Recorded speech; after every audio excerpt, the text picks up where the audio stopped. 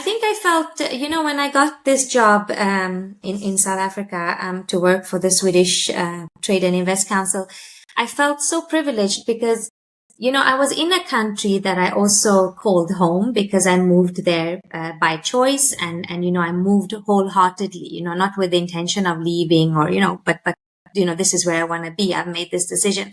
And on the ground, I saw challenges. And then, you come from a first world country. You come from a country that is, when you say Sweden, people think innovation, people think sustainability, people think gender equality. So, to be a bridge, to be a facilitator in these two countries benefiting from each other, and helping, Swedish companies, do business in South Africa or the whole of Africa, which we were covering, and with some groundbreaking solutions, maybe, contribute to some pressing problems on the ground in developing countries, and also for Sweden to learn. I mean, it's a two-way thing, right? It's you also take something back, you also learn, you also grow. So to be in the middle of that, like I always said, I have the best of both worlds. I get to live in a country that I absolutely love and where I want to be, but I also get to be close to my home. I got to travel back a lot, and so I was continuously seeing my family and friends. So I truly had the best of both worlds.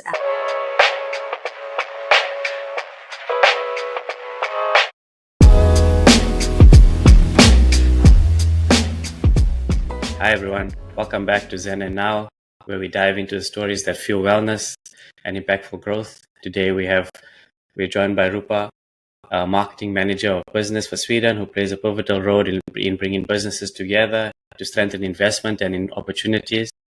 And today we deep dive into her unique challenges that come with connecting these businesses across cultures and regions.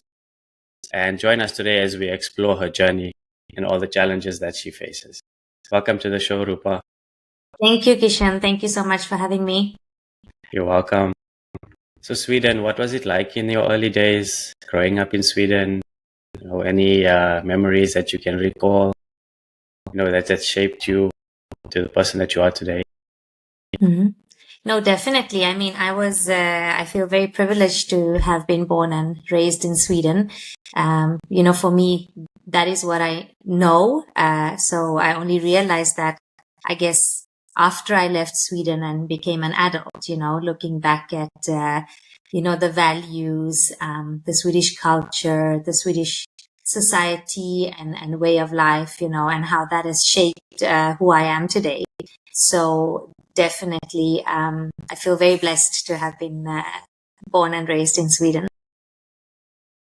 Amazing. And how, for those who are not familiar with, your upbringing and your origins of Sweden, where did it all stem from? Where did the roots come from? Where did the roots, stem from? No, so my parents are of Indian origin, but both of my parents are born in Uganda, in Africa. So they had actually never been to India or Sweden. Uganda was home for them. And then in the 70s, you maybe know if you watched the movie Last King of Scotland, there was a dictator called Idi Amin, and he made it very difficult for the Asians, to stay. So they basically had to leave, and I think a lot of them ended up in the UK. Some ended up all over the world, but Sweden also took a lot of these refugees. So both my parents ended up in Sweden. They were young, around 20. They were not married, so they were actually introduced to each other in Sweden because they had the same background. And so they were actually arranged married, based on their backgrounds. And so then my brother and I were born in Sweden. Any challenges your parents speak of today that they faced? How difficult? Or how was it challenging for them? Yeah, no, it was very challenging. I mean, you're from Africa, so you know Yeah. what Africa is like and how different, for example, South Africa is to the rest of Correct. you know. So this is now Uganda, and you end up in north of Europe, in Sweden, where it's ice cold. People don't necessarily speak English or like speaking English. So my parents and a lot of the people that came from Uganda ended up in the cities where there was a lot of industries, that needed labor. So my parents, after marriage, ended up in a small little city called Mariestad, where there were two big factories, Electrolux and another one called Metsäserla. And, so we had a bit of an Indian community there because a lot of these Ugandan Asians ended up in specific cities in Sweden. And I think when you listen back to all their stories, it was really tough. Firstly, you have to leave everything, what you call home. Secondly, you end up in a country that is completely unknown to you. The weather, the climate, the snow, the cold, the language, back then, I think it was even harder, if you didn't know and understand Sweden.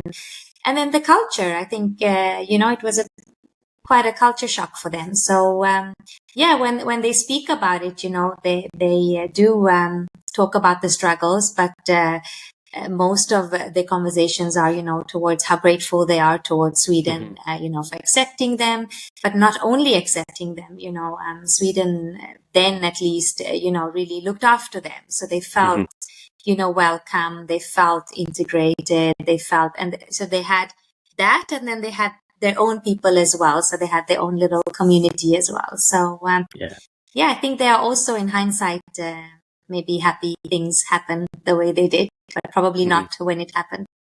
Yeah, it's not easy to uproot your whole life, and then all of a sudden then, thrust into this whole unknown world where it just becomes like a whole new challenge, you basically started from scratch, and also not your fault end of the day. So that becomes a bit of a challenge in itself.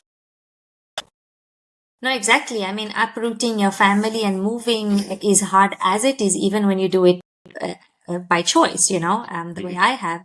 But for them, it was not by choice. So, of course, it was very, very hard.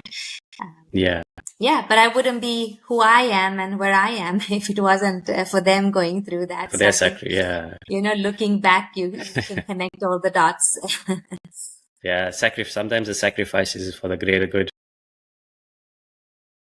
It's tough. We feel like as that as well, like uprooting, our whole life, our comfort zones, whatever. We knew what was normal to us, and then taking on a challenge where we didn't know anybody, or we have limited, people that we can count on, and starting afresh. But it also grows you as a person.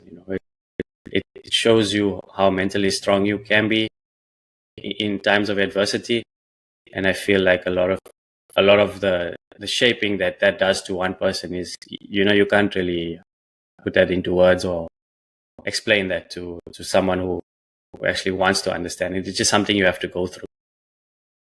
Exactly.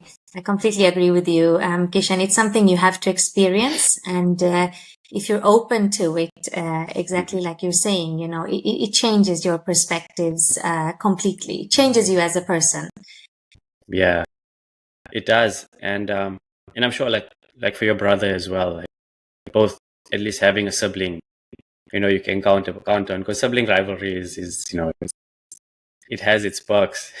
As much as we like irritate each other and nitpick with each other, sometimes also they can be your your grounding when times are difficult. So what was it like for him as well, growing up in Sweden, just also navigating those society changes? Yeah. No, I think, it's interesting, when you look at siblings, how different we are or can be, considering, you come from the same parents, same upbringing, same home, same values. I think with me and my brother, we are very different. And that's probably a good thing because, we complete each other and we have different strengths. I feel that when growing up, he felt more Swedish, and when we grew up, I felt like he embraced a lot of the Swedish ways and cultures and so on, where maybe I was a little bit more drawn to the Indian roots as well. And I liked, some of the traditions and Traditional stuff, things that, and I think as we grew older, he's also taken more onto that. So I think it's in different phases of life, what you like and what you appreciate more and so on. But I think he didn't have the need that I had to explore outside Sweden. Okay. I think I knew very early and young that I wanted to, see more, do more, explore. And I think he was more like, he loves Sweden, and that's where his heart is and where he feels very much at home. So, he lives there with his family. I think myself and you are like cut from the same cloth. Similar dynamics in my family. I was like always wanting to see more, do more of the, see more of the world. And I think my siblings, and I think I was I won't lie to you. I had more of the opportunity to do so, a bit of a free rope, so to say. And I'm honestly grateful and thankful for that, because I think I took the opportunities, and I also put myself in situations where I wanted to, also be a little bit uncomfortable and see what it's like. So I knew where I wanted to be and where I wanted to go. Sometimes not everything panned out the way it's supposed to, but I think having those experiences like actually then shape you to, be able to navigate. When you do land in a place that you want, you are able to, traverse those challenges and make something of it. Yeah, and I think you're very right there, because when we are young and we want something, we think that why doesn't everybody want that? Why doesn't everybody have the same ambitions? And then when you're older, you realize that it's okay. We all want different things, and there's no right or wrong. It's more about what you need. And I think these things early on in life. If you have that desire, to see more, to experience more. Like I have always been, every time I have stepped out of my comfort zone, that's when I have experienced magic in life. So even when people, tell me that, oh, but are you going to move again? Like, are you really going to do this? Do this again. Don't you find this stressful? And I don't know how you do it. But for me, it's, because I know what it gives me. I know, yes, it might be tough initially, like you said, it's not easy to move. You don't have much support. You don't know people. But I think if you do it with the right intention, you will see the beauty of it. Yeah. So. You have to, like, we always, when we had this opportunity to move, we're always contemplating and debating whether we should, because the way the Canadian immigration process works is once you get your permanent residence, you have to come and do a landing, in the country, make sure that you sign the officials sign your documents, and then make sure that you are entering before a specific date. And you have like two options. You have you can either come and land and then go back.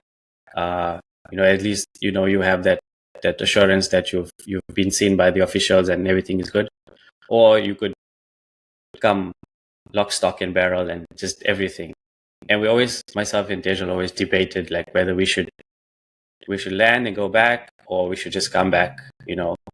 Come wholesale. And I was like, no, we're either doing this 100% or we're not doing it at all. Because I think if you do something 50-50, it's not gonna, you're gonna be frustrated, if something doesn't also go your way. And I think that was the best decision we ever did for ourselves, because 3 months later, COVID hit. Can you imagine? Yes. Can you imagine if we had landed and we had left, and we had to probably then wait another whole, probably we don't know how long, right? Yeah. And we wouldn't be where we are today, sitting here talking to you this way, if we didn't commit 100% to something. Yeah. And I completely agree with you, because I'm also like that. If you do something, do it fully, do it wholeheartedly, because the minute you start telling yourself like, oh, let's test or let's try, or then I mean, maybe that works for people as well, but for me, it's, all focus now on the decision that has been made, and making the most of it, and by all means, trying to make it work. Yeah, I agree with you. And I think with everything in life, if you believe in something higher, if you believe that everything truly happens for a reason, then, you can't connect the dots for the future. But whenever you look back, it all makes sense. And you realize that, what, it all happened exactly the way it was meant to be, even the difficult parts. The difficult parts are like the fun memories we look back at, and, the learnings, like my previous guest on, he said it's not failures, he calls it learning. Exactly. And I found it very interesting. He says, I don't have failures, I have learning. Exactly. And I'm like, okay, that's a good way to look at things, so you don't put so much of pressure on yourself when those things do happen. You're not so critique of yourself, because I mean, end of the day, we're all human beings, and we make a mistake. We're not going to get everything perfect, but if we take just like even if we take a minute percentage of that experience, and we try and better ourselves, it's just going to make your life a little bit easier going forward. Because let's be honest, end of the day, we all don't want to be living just constantly with anxiety and stress, and life is meant to be lived end of the day. No, exactly. And I think, when you make these changes in life, you also realize how little you know. Because, like you said, when you got to Canada, then there were two ways of doing this. And, you don't know all these things until you get to a new place. Okay. Things work differently, not just from country to country, sometimes from city to city, or so, I think it's also important to humble yourself and realize and understand that, we don't know it all. There's so much to learn. There's so much to experience. And the more open you are to that, I think the more you will grow as an individual. You have moved a couple of times. Knowing your background, like you moved a couple of times to different countries, different continents. I want to talk about your move to South Africa. How did that come about? Yeah, that was very unplanned in the sense that so in Sweden, it's very common to take a gap year between high school and university. It's something that is encouraged many times, because Sweden is so small, and, we speak Swedish. So it's good to go and learn a different language, or practice your English and so on. So I always knew that I'm going to do a gap year. And I was looking at France, I was looking at UK. And then it just so happened that we did a trip to South Africa for my dad's 50th birthday. We had family in the DRC back then, actually they're still in DRC, but then they also had some, they had a home in South Africa and some businesses there as well. So we ended up visiting both DRC and South Africa. And when I landed in South Africa, because I had been to Africa before, so I had been to DRC and I had been to Kenya because we have family in both those places, and that's the Africa that I knew, and expected.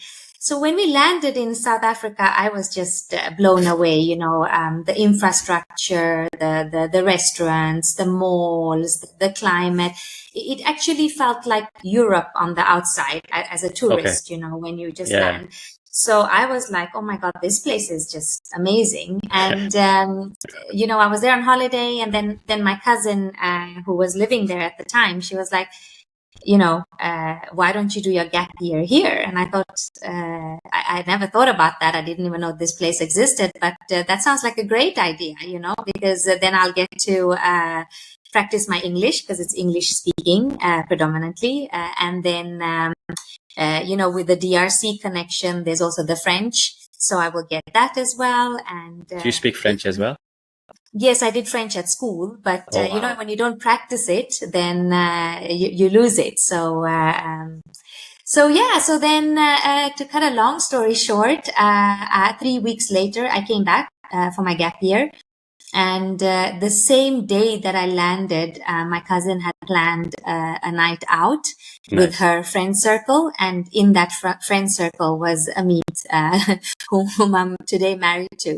So, yeah, that's how I first ended up here. So just to, I then, after my gap year, as planned, went back to Sweden, went to university, took my degree and everything, and then moved to South Africa Okay. for real, so to say. And I'm sure, like you said, it was unplanned. You didn't expect love to happen, and love happened. Yes. And that's what life throws at us at times. It's just, the unexpected events that, change our course. Because sometimes we plan so much, so far into the future, that when these things happen and they like deviate you off your course, I know some people do struggle with accepting, those changes, and it becomes a little bit difficult to navigate. Did you accept that this was happening, or did you take a little bit of time? No, I didn't accept it at all. So I think coming from Sweden, I think I was pretty square in the sense that I know what I want in life. I have it all figured out. I know what I'm going to study. Yes, I was open to the gap year, but moving to South Africa was not part of my plan. So, it disturbed me. And I remember being very honest with Amit that, it's great, that we have met and we like each other. But just so you know, I'm going back to Sweden. This is what I'm going to study. And I have no intention of moving to South Africa. So I felt, that I felt the need to be very upfront that he knows and understands my plans. So I'm not misleading. That's very important. Yes. And, and he was okay with that. If you ask him today, he says he knew, from then that this is who he wanted to marry. But, I did not know that. I had my, I was so focused on my path and my plan, and, then I did move back to Sweden, and I tried so hard to move on. And, I really wanted us to accept that this cannot work because, he lives in South Africa, I live in Sweden. Back then, we didn't have these tools like WhatsApp and FaceTime. Yeah. And, it was very hard. And, we both made an effort to, as students also, it's not like you have money to just get on a plane and fly 100%. to the end of the world. So it was super hard. And I think what happened was that, we had a good understanding. I think we both knew that, okay, we want this, but we accept that this is going to be very hard. We don't know how we would make it work. And, if we manage to move on in life, then we will be happy for each other. At least, we've met, we are two really, really good friends. However, every time we did meet, because we tried at least once a year to meet, we both knew that there is something and it's worth fighting for, And it's funny, Kishan, because, people today that are in a long distance relationship of some sort, when they speak to me and Amit, they'll be like, oh, you see, you are a good example of, that it works and it can work. And I'm like, yeah, but I still don't recommend it. I mean, it was super hard. I mean, there's pros and cons, right? I think, it's very easy for me today to look back and say, okay, it was worth it because it worked out. But what if I had a long distance relationship for 4 or 5 years and it didn't work out? I'm not sure how I would look at it then.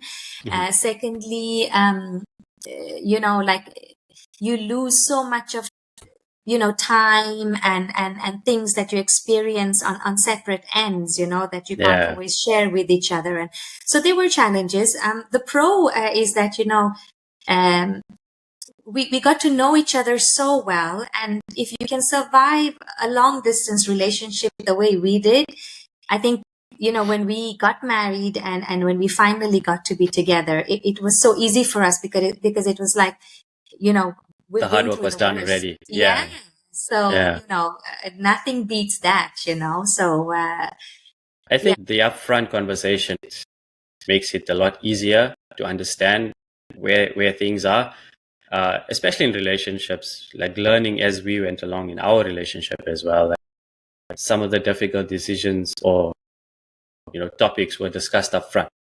So we Yes. knew where we stood with each other and where our future would be, kind of in a way. But those difficult topics were discussed up front. So we made a decision, yes, this is who we want to be with. And like you said, the hard work, the preparation is easier than the execution. If you put all your work into put like your blood, sweat, and tears into prep, I really feel that when you're ready to execute, it's not that of a challenge.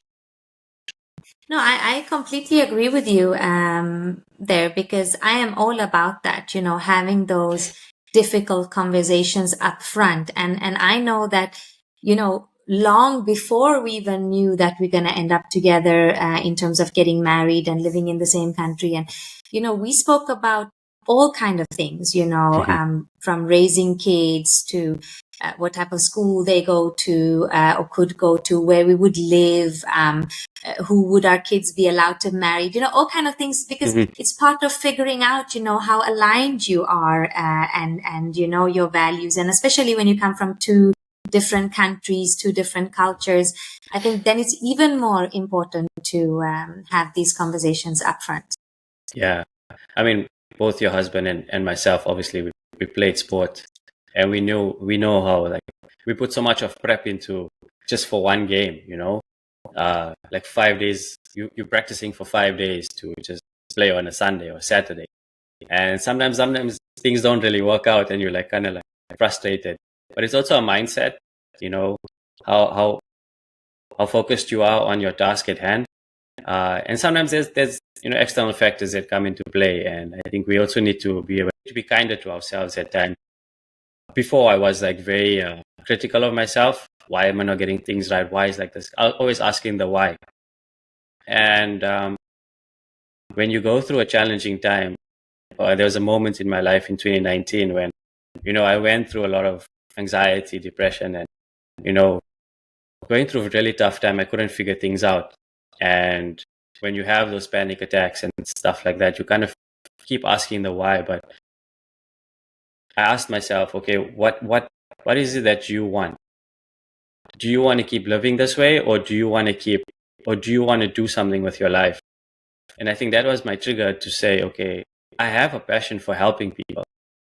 I've always had it. It's been within, I think I was born with it. There was early memories of my mom going through something.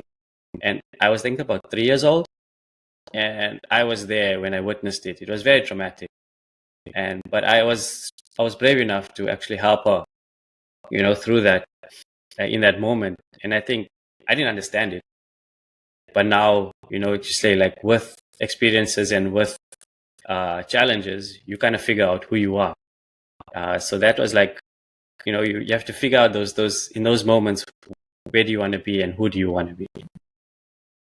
No, exactly. And I think that's also something you realize, when you are now older and give others advice, that, sometimes you can't get through because they have to experience themselves.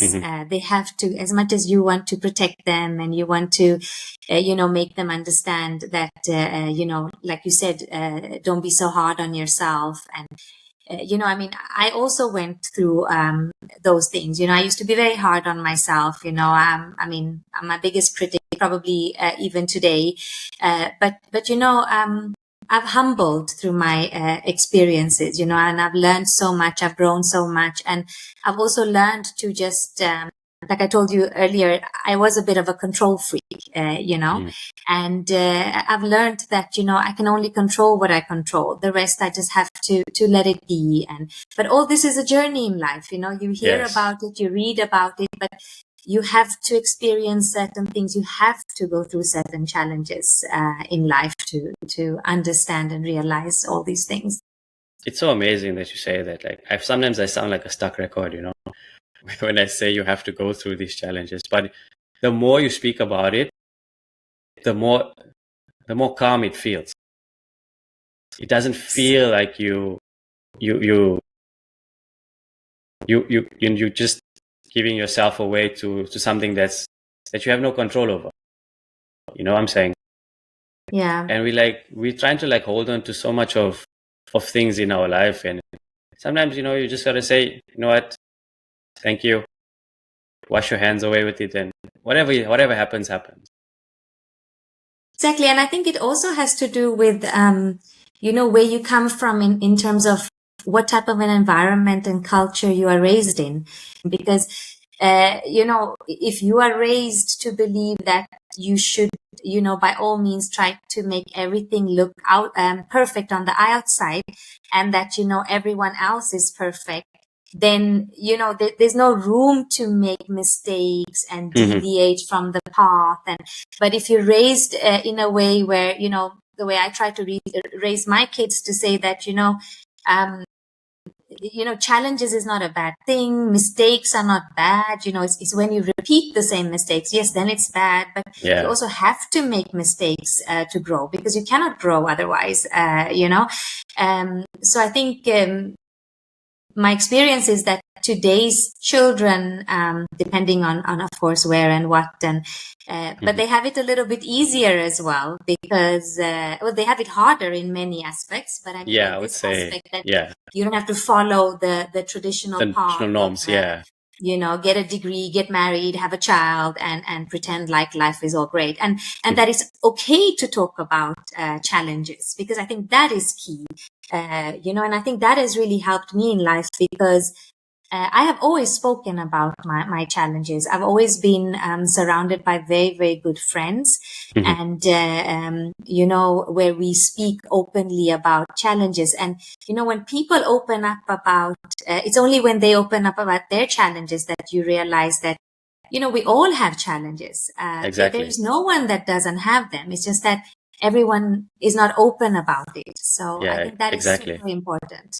And I've also noticed that even in environments with people that are not used to this openness and sharing, someone has to take the step. So when so when I start speaking very openly about challenges it can be within work, marriage, bringing up children, then people also start opening up, So I think someone has to take that step.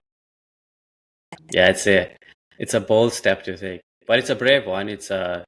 And it's not just just to show other people that you're brave, but it's also to show yourself that you have the courage to step into those battles, and to show other people that you can step into those lights. Like you said, you made a very interesting topic of discussion right now. I'm just gonna deviate. Friendship. It's so hard nowadays to actually have confidence, someone you can confide into. It's very rare that you have a best friend or somebody that you can call upon, because I think yes, we grow up, we have friends in school, we create those relationships, whatever in society, whatever aspect we are with. But it's just so rare that you can just call upon somebody when when you're going through a rough time, and just say, hey, I'm not doing too well. I just need somebody to talk to. And I'm glad that you have that avenue, because it's very rare in today's day and age.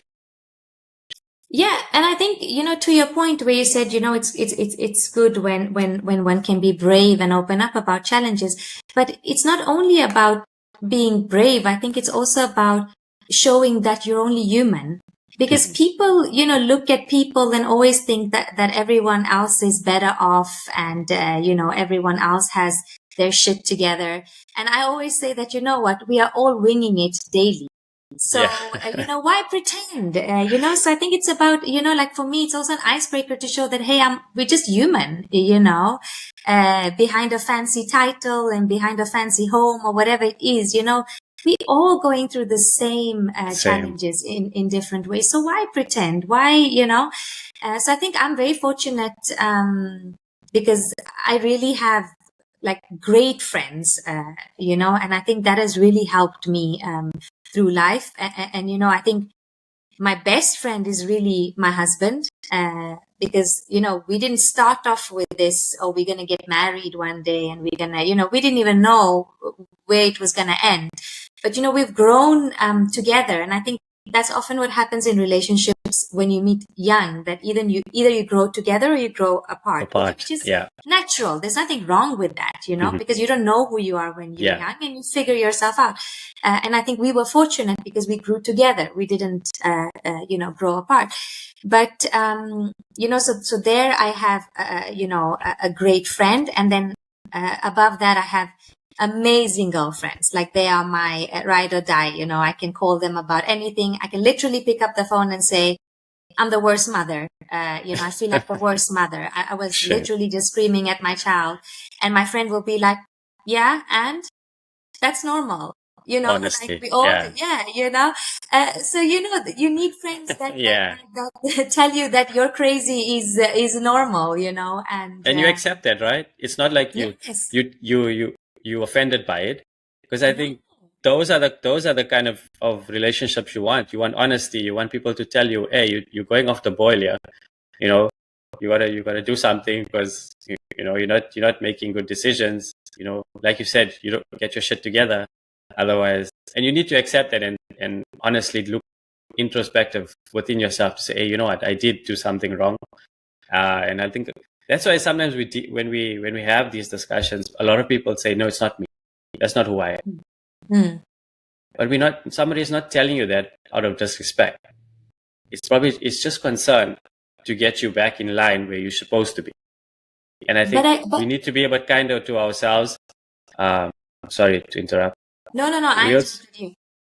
We just need to be like, sometimes just accept. And yes, sometimes you do have the leverage, but also we need to, like you said, when your friend calls you and says, and then you be like, but I'm telling you this. I need you to just tell me that I did something right. Why? Yeah. But she's telling you no, and it's normal. Yeah. No, but I agree with you. I think, however, to be open to taking that feedback and taking it in the right way, because I agree with you. Maybe the person telling you, the intention is right, but I think that comes from, building the relationship, building the trust. Yeah. So, I think that's where I am with my friends today, because we go back so many years that there's no filter. We can call each other's bullshit out, and, we're so grateful for that, but I think it's something that you have to build up. It doesn't just happen. And maybe, I think it's something you have to invest in. And I always say, to, especially people that get very consumed in a relationship, when you're young, you meet someone and you forget about your friends, that don't forget about your friends. Like, you will always need your friends. So, yes. So I think that is very important, and not to forget, that you do need friends. Everybody needs friends. No, you do. We as human beings, we're very social species. We're a social species. As much as you say, like, you love your alone time, but there are times where you must just going out in the public, just to see people. You just need to have that surrounding with you. I'm like that. Sometimes I'm like, I just need my alone time. I'm just okay with playing my video games, or I'm doing whatever I'm doing by myself, exercising, whatever. But there are times where, like, you miss the outside world, and you just need that. You just need that perspective again, and just to bring you back into balance. Yeah, no, I agree with you, and I think COVID made us realize that as well, right? Maybe initially it was, a bit cozy even to just be at home and not see people, and then you started feeling it. I just wanted to add to the friendship part as well. What's beautiful because family is obviously equally important as friends, but your family you don't choose. Your friends you actually choose, and so I think both are equally important in different ways, and eventually your friends become your chosen family. Yeah, it's true. Memories in South Africa, towards the latter part before you transitioned again. Anything from South Africa that you hold dear besides Amit? Yeah, no, oh my God. I would say I hold South Africa dear. I love South Africa. So, I have lived most of my adult life in South Africa. So, South Africa has very much shaped me, and I think South Africa has humbled me. I think, I came to South Africa as a naive Swede, thinking that I've seen the world because I had traveled quite a bit growing up. And I realized, how little I know. And, when I came to South Africa in my gap year, the mindset is different because you're there for a limited time. But when I moved there, when I got married, it was like, okay, this is for, there's no timeline here. I've made this choice now and this is my new home. So, I've grown so much during my years in South Africa. And, for me, South Africa is home. So when people ask what is home, for me, Sweden and South Africa is my home. And if you ask my kids, the older one will tell you, she's Swedish. The younger one will tell you, she's South African. So, for us, Sweden and South Africa are very close and dear to our hearts. And,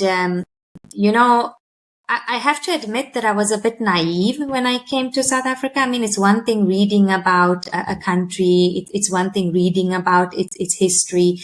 But, it's only when you live there, when you meet and connect with people in a different way and live there long enough to start feeling like a South African and embracing it, that you learn and value what it's all about. And I think, South Africans are the most resilient people that I have ever met in my life. And I think resilience is something that South Africa really taught me.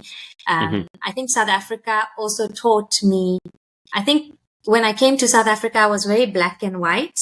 There was no gray. It's either black or it's white. And I think,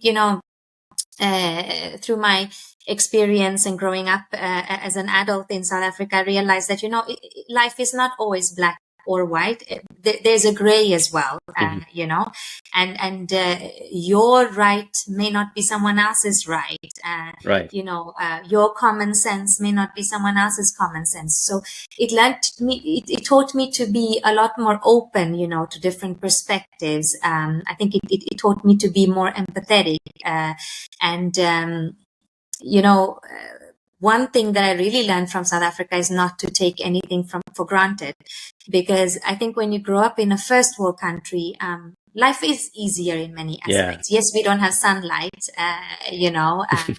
but apart from that, it's not like you see poverty or those are things that you see on the TV. It's very difficult as a child to grasp when your parents tell you that you should feel so fortunate that you even get to go to school and, that you have food and everything. You don't understand what they're talking about, And, in South Africa, I learned not to take anything for granted. And I also learned not to complain because, you always came across people who have it so much harder and difficult than you, so it humbles you. And I think reality check, reality was just outside your window. So, it humbles you. Exactly. And I'm very grateful for this experience. Very, very grateful. Yeah. I think ours is the adverse way, where we come from a third world country where you see hardship every single day, which then also gave us, we built that resilience to be able to go through challenges when we, like you said, when we did move over, and we're super humble. Like I would say, being born and raised in South Africa, I would accept that that's like grounding that we needed in life, because it taught us to be humble. It taught us to be grateful. It taught us to be resilient, to be brave. It taught us all the adjectives and that you require, to be this person when you do get those challenges in life. You're able to navigate them a little bit more easier and a little quicker than most. But I do feel that growing up in South Africa has taught us a lot of humbleness, to be honest. No, I agree with you, Kishan, and I'm also very grateful that my kids were born and grew up their first years of life, in South Yes, yeah, Africa, because I feel like they have a great foundation, and values just by living there and embracing the different cultures, because South Africa is full of different cultures, which is one of the things that I absolutely loved about it. yes, So I'm very grateful for that. yeah. You get to interact with different cultures, different ethnicities. You get to speak. I mean, 11 different languages. I mean, I don't know if there's any other country in the world that has that. Forgive, correct me if I'm wrong, but I always say we must have a trick also in South, because most of us speak English. We don't really, besides our native tongue like Hindi or Gujarati, uh, learning another language, like I would have honestly loved to have done it, like either like Spanish, French, Italian, or something like that. Because knowing when we've come through on this side now, when you meet other people, it's not just from Canada. You meet people from you meet, it's a global community, and even you travel, like you start to interact with Italians and Spanish and Germans and, like you say, Swedish, Norwegians, whoever you may be, just to have that extra way of communicating.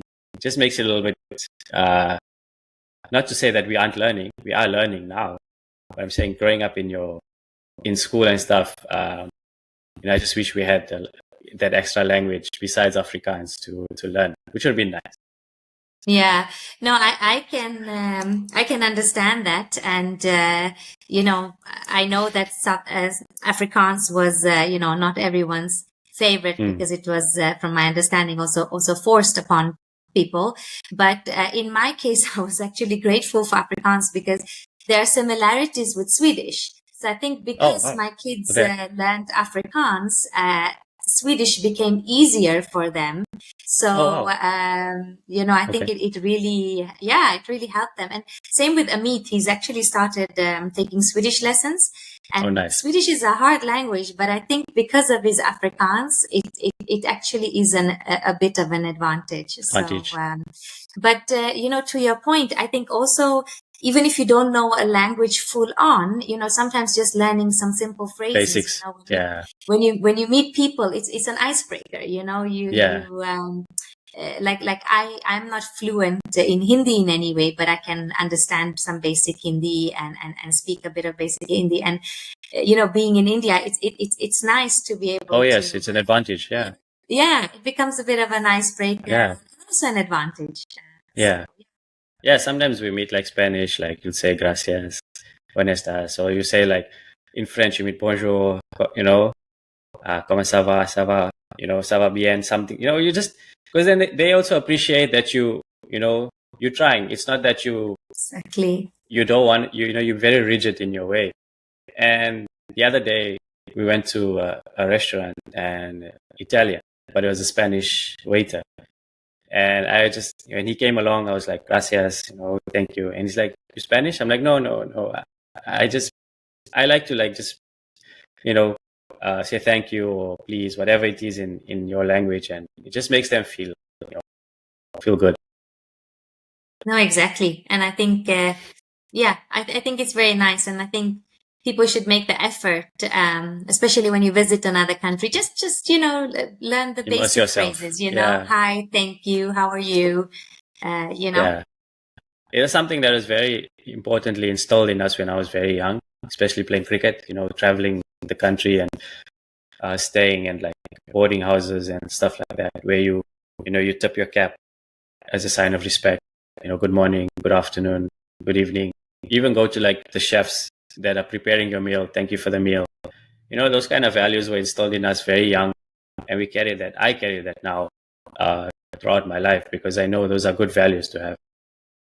Absolutely. Absolutely. And I think super important values to teach your kids, Mhm. as well. Yeah. So, South Africa teaches you that because you come across so many cultures, so many ethnicities, and not everybody is going to be welcoming to you.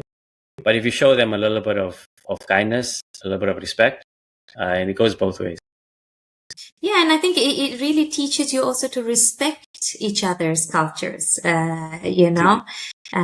I think that's what I also loved about South Africa, that even though like my friend circle there was very mixed, and you respect and embrace each other's cultures. And, then you have something that unites you, the fact that you all live in South Africa and you've chosen to live there, something that I experienced a lot when I moved to South Africa, and people, I think when South Africans first saw me, they thought Indian from Durban, then I'll be like, when I would be like I'm Swedish, then they would, look at me funny.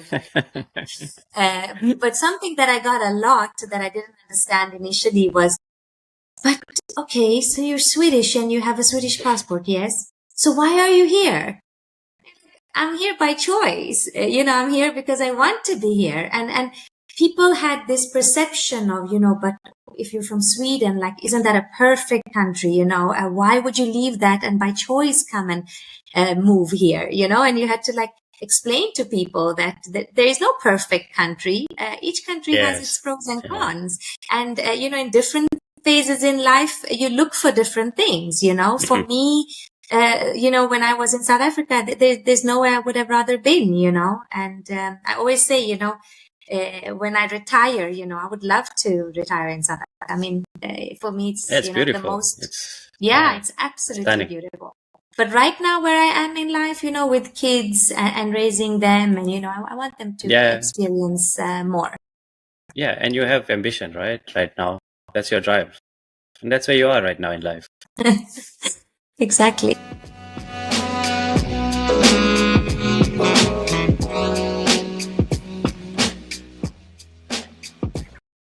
I think I felt, when I got this job in South Africa to work for the Swedish Trade and Invest Council, I felt so privileged because, I was in a country that I also called home because I moved there by choice, and I moved wholeheartedly, not with the intention of leaving or, but this is where I want to be. I've made this decision.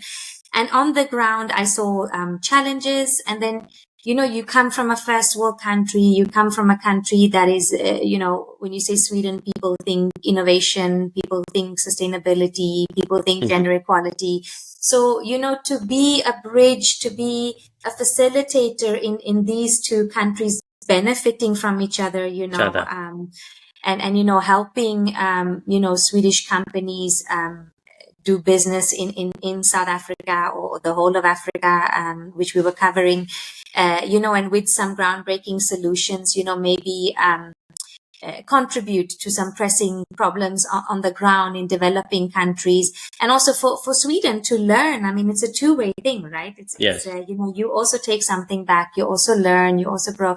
So to be in the middle of that, like I always said, I have the best of both worlds. I get to live in a country that I absolutely love and where I want to be, but I also get to be close to my home. I got to travel back a lot, and so I was continuously seeing my family and friends. So I truly had the best of both worlds.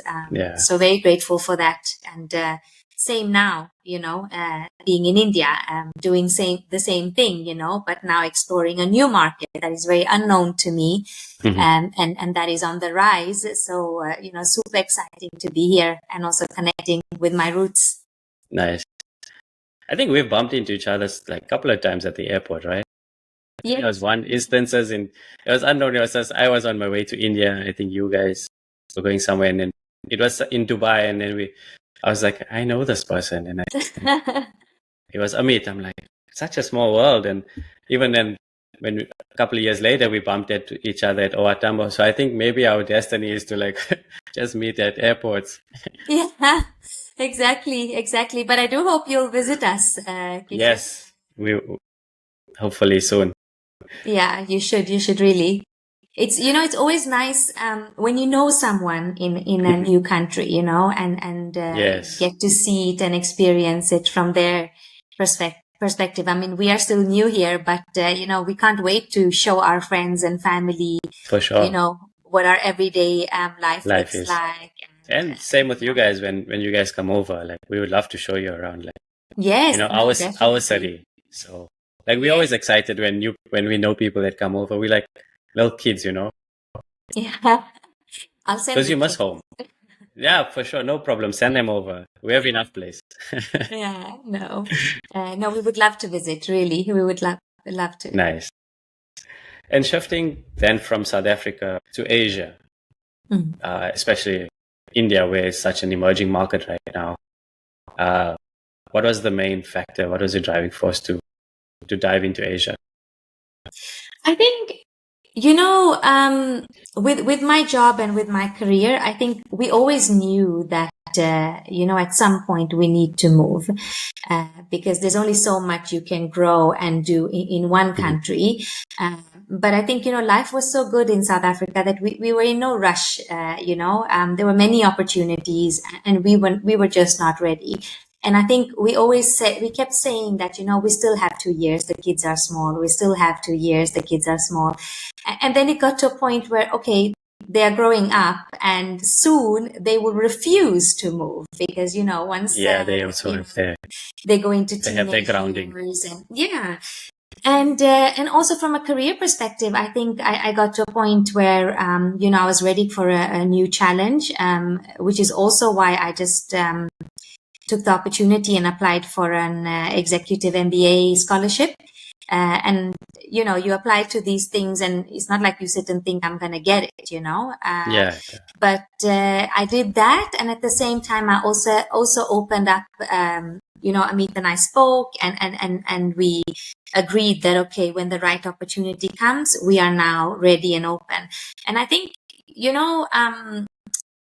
we can sit and say that I'm open to this, I'd like to do this, but I think it's only when you truly execute. Yeah. manifest it and truly open up for it, then it actually happens. And funny enough, last year in August, so we always go home to Sweden during summer because it's winter in South It's Africa. beautiful So time. Yeah, it's beautiful in yeah. summer. So South Africa in December and Sweden in June, July. Nice. And, my company had mentioned the opportunity in India. So there were a few openings and, but I mean, India is very hot right now. So whoever you speak to and, everyone was like, but it's a no-brainer. Of course you have to go to India. India is where it's happening. India is growing. And also in my organization, India is a super important market for us, Yes. and so I think that was, one reason why India and Asia. And I think also, both of us having the Indian origin, but never lived here. I mean, I think I was last in India in 2001, and that was like my second visit to India ever. And no, sorry, 2005. I came to shop for my wedding. Yes, that was the third time I came to India. And Amit, I think he was here in the early 90s. So Wow. his memories of India were very vague. Very vague. So it was purely then based on, what we have heard and read and the fact that, we have the origin. And then we were fortunate to come and visit India beforehand. So last year, October, we came. And we had neither of us had been to the south of India. So, we had been to Mumbai, Delhi, and the north and Gujarat, where we come from. So I didn't realize, that south is completely different. In fact, only now after living here, I realized how massive India is and how every state is like its own country with, different food, language, everything is super different. So we were quite blown away. I mean, yes, we read, Bangalore is the tech hub of India, the Silicon Valley of Asia. And, but when we came here, we were quite blown away, with how developed and how advanced it was. So, and then I was telling you about the story when we were in Sweden in August. So Amit, I remember, Amit said to me that, what if you get this role and the MBA, what if you get both of it? Then what are you going to choose? What are we going to do? Yeah. And I was like, but that's not going to happen. And he was like, but what if? And I was like, but that's not going to happen. Like, what are the chances of that happening? And, Yeah.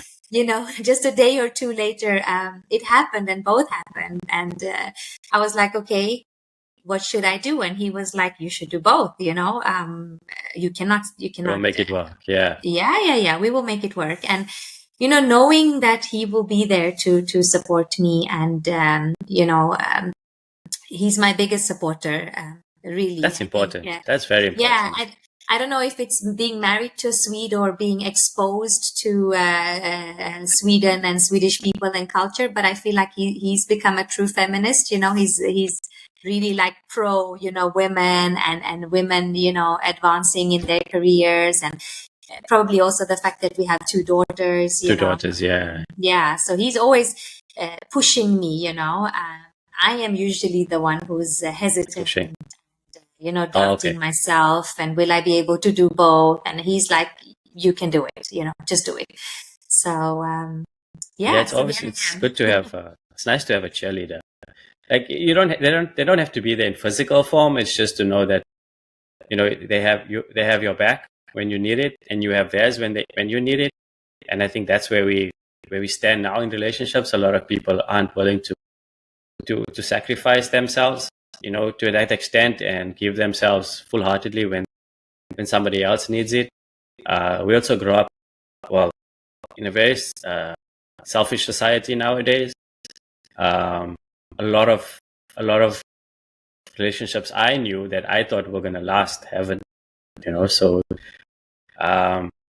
we're also going through a phase where a lot of people are understanding, their traumas that they've gone through. Some people are struggling to deal with it, and some are thriving in it, basically using it as fuel, to better themselves. So much of happening right now in the world where we're losing good people as well. And to have, I've lost a couple of friends to suicide, and, sometimes you feel like, if they just had like you said, that option to pick up the phone and say, you know what, I'm struggling. It's just that you never know what the next perspective would be, or somebody can give you something that's life-changing. Yeah. That is so true. And I think, it comes from, friendships and relationships, and it's a two-way thing. It's a give and take. It requires a lot of work. I don't like when people say, "Oh, you're so lucky." There's no such thing as luck. It's hard work. It's lots of communication. It's lots of this, like we said earlier, the difficult conversations and so on. And I think when it comes to trauma, I think you realize when you get older, especially when you reach around your mid 30s, 40s, that you cannot escape your past. You cannot, you have to deal with it, and embrace it, the good and the bad, and certain things that are unresolved from your past will actually block your future if you don't, go back and resolve deal with it. Yeah. So I think that is very important as well. And all this is, of course, easier said than done. No, for sure. It's very hard work. It's tough. It's emotional. It's draining. There's some days where you just want to give up, and there's some days where you have no energy at all because that's because it's all part of the process. Exactly. And it's hard. It's tough. No, but it's tough. Life is tough. Yeah. Speaking of which, with all of this, how do you maintain your mental wellness and physical wellness? Because I'm sure all of these ambitions and these challenges or these tasks aren't easy on you as well. No, I think, I'm very fortunate growing up in Sweden in that respect, because, Sweden is a very active country. So when we were small, sports was, I remember, playing lots of sports, weekends being busy with sports, and it's a very active lifestyle. My mode of transport was always bicycle when I grew up, and there's these usually, there's a lot of forest in Sweden. So, the closest forest has trails, where you can go Yeah. for a walk and a run. And so, being active was like a very natural part of my life. It was like effortless, because that's what I knew, and that's how, we grew up. And, the fresh air and being outdoors, uh, in Sweden, it's snowing, it's cold most of the year. But, there's a saying in Sweden, we say that there's no bad weather, there's only bad clothes. So no matter what the weather is, if it's snowing, then put on your snow boots and, Yeah. but you still go out. And I think when I moved to South Africa, I realized that even though it came naturally for me, it wasn't so easy because you couldn't walk around, you Yes, you couldn't couldn't. run around. And something that was very interesting for me when my daughter was small and she went to creche, and when there was a super cold day and raining, I would literally be the only one who brought her to creche. And I would ask the teacher, like, why, and she What's was like, happening? Yeah. South Africa, we're not used to this type of weather. So when it is, people, stay at home or keep their kids at home. But I didn't come Oh, from, she was the only kid in. yeah, she was a kid. Oh, okay, okay. Because I came from, like, the weather doesn't matter, when you have to, Yes. so that was also a cultural difference. But no, so in South Africa, I had to make more of a conscious effort. I had to join a gym and go to the gym, and it was actually scary because if you don't go to gym in South Africa, if you had to look at your watch and the amount of steps you get from getting into the car, getting out of the office and coming back home, it's scary, considering what you consume, Mm-hmm. the best food, the best wine. So 100%. Yeah. yeah, so I had to make the conscious decision, of joining gym. And but for me, going to gym and staying healthy, like that's my me time. So it's something I look forward to. It helps me. Starting my day with an hour of a workout, or I've joined yoga now, since I moved to Nice. India. And those days just go so much better. I can go to bed sometimes with a challenge at work, or feeling a little bit stressed. Then I sleep, wake up, and I go to gym, or go for my yoga, and then that problem or challenge doesn't feel as big anymore, and I've let out some steam and I'm ready for the day. So I think that helps me a lot. But I always say, this is not, an active lifestyle is not something you can do on and off, or it's truly a lifestyle. You either Yes, it is. incorporate it into your life and it becomes a lifestyle, or it's not something you can, like, oh, I went to gym for 2 weeks and then for 3 months I didn't. And then, Yeah. you have to find some activity that works for you, and then make it a lifestyle, and on top Yeah. of it, of course, eating right. And, that's also, I think from Sweden, that's something that we were brought up Is with, instilled in you. Yeah. Yeah, it's instilled I agree with in you. you. So I agree with you. It's a lifestyle. For me, it's like if I don't get something in the day, I don't feel right. But also, I'm being kinder to myself. Not every day is the same. Not every day I'm going to have the opportunity to get maybe an intense workout. But I do know some form of movement is also activity for me. Because I've gone through a lot of injuries in life as well, growing up and playing sport. I know that mobility now for me is the most important thing. So just to make sure that I am mobile going in through my latter years in life as well. So it's just about maintaining that every single day, because like I said, the hard work you put in now will only reap benefits for you later on in life. no, exactly. And there's so many things out there. People often associate, workout with the gym and something intimidating if you're Yeah, not no. used to it. But even household work is workout. If you hoover a whole house or an apartment, that's a proper workout. So Workout, it's it just about is. being active and finding, some activity that works for you. Yeah. Yeah. I think as we come towards the end of the discussion, I think I've learned a lot about your journey. Super grateful and thankful for sharing. but also like I ask my guests this at the end of each podcast is, well, what now? What is now for Rupa? Kishan, right now I'm really just taking one day at the time because, taking on a new role, moving to a new country with your whole family, doing an executive MBA, it's a lot.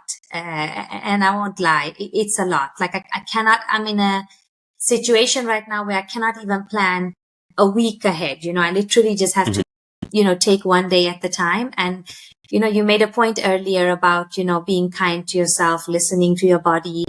These are things that I've really learned to do. So, it's okay to wake up and feel that today I don't have the energy to go to the gym,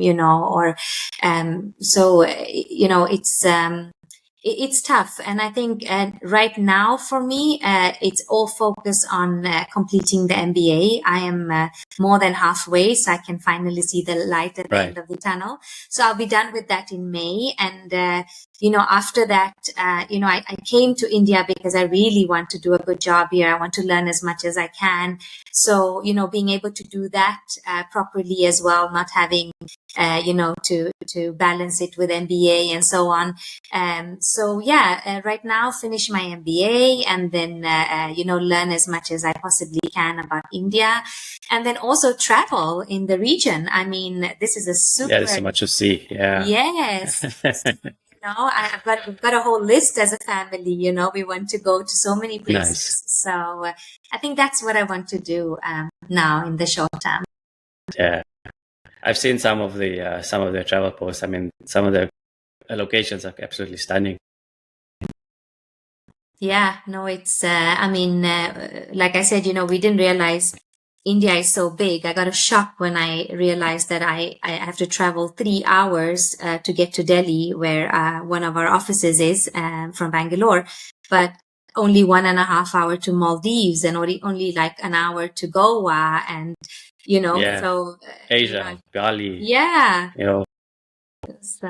Thailand, somewhere nice and exotic. Yeah, no, it's amazing. This region is absolutely amazing. So looking forward to exploring it. Lovely. No, Rupa, thank you so much for taking the time out of your busy schedule. I truly appreciate it.